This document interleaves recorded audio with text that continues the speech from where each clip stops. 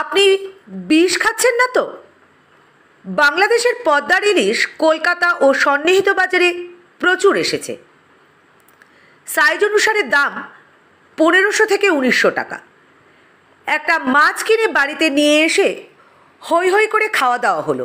বাড়ির বাচ্চারাও খুব খুশি। ইলিশ মাছের তেল দিয়ে ভাত খাওয়া বলে কথা। তাই আপনি ঠিক করলেন সামনের রবিবারও খাসির মাংস না এনে আবারও একটা পদ্মার ইলিশ আনবেন। ছেলেমেয়েরা সেটা শুনে বেজায় খুশি। আর আপনার গিন্নি ভাবছেন এবারের পুজোর বোনাসের টাকাটা ইলিশ মাছ খেয়েই শেষ হয়ে যাবে না তো? বেশ কয়েকটা বাংলাদেশের পদ্মার ইলিশ খাওয়ার পর দেখলেন বাড়িতে অনেকের শরীরেই নানা রকম সমস্যা হচ্ছে। আর কেন এমনটা হচ্ছে এটাই ভাবছেন তো? বাংলাদেশে এখন বিদ্যুৎ সংকট চরমে। অনেক কোল্ড স্টোরেজ বন্ধ, তাই ইলিশ সংরক্ষণ করতে পারছেন না, ফরমালিন দিয়ে রাখছেন।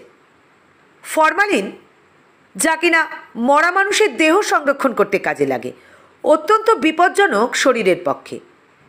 ক্যান্সার, লিভার খারাপ, আলসার বা কিডনির সমস্যা হতে পারে এই ফরমালিন থেকে। সেই ইলিশগুলোই ভারতের রপ্তানি করে দেওয়া হচ্ছে এবং নিজেদের অর্থনীতিকে চাঙ্গা করতে চাইছে। কিছু ভালো টাটকা ইলিশ, যেগুলো মাছের ব্যবসায়ীরা কাঁচা ইলিশ বলে থাকেন, সেগুলো যে বাজারে আসছে না তা কিন্তু নয়, তবে পরিমাণে খুবই কম। মাছে ফরমালিন দেওয়া আছে কি না সেটা আপনি বুঝবেন কি করে? ফরমালিনযুক্ত মাছের কানকো স্বাভাবিকের তুলনায় বেশি লাল হবে। মাছটি টিপলে শক্ত লাগবে। মাছটির গায়ে মাছি বসবে না। আর মাছটিতে আষ্টে গন্ধ কম পাবেন এবং মাছের গায়ে হাত দিলে একটু রাবারি লাগবে।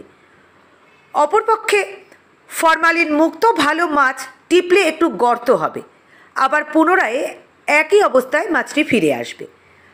আর এই মাছটির কানকো স্বাভাবিক লাল থাকবে আর মাছের গায়ে একটা আষ্টে গন্ধ থাকবে। বাজারে র্যাপিড কিট কিনতে পাওয়া যায় কোনো কিছুতে ফরমালিন আছে কি না সেটা ডিটেক্ট করার জন্য। এছাড়া সিআইএফ টেস্ট করেও কোনো কিছুতে ফরমালিন আছে কি না সেটা বোঝা যায়, যদিও এটা আমার শোনা কথা। তাই বুঝে সুঝে ইলিশ মাছ খান। ভালো থাকুন, সুস্থ থাকুন।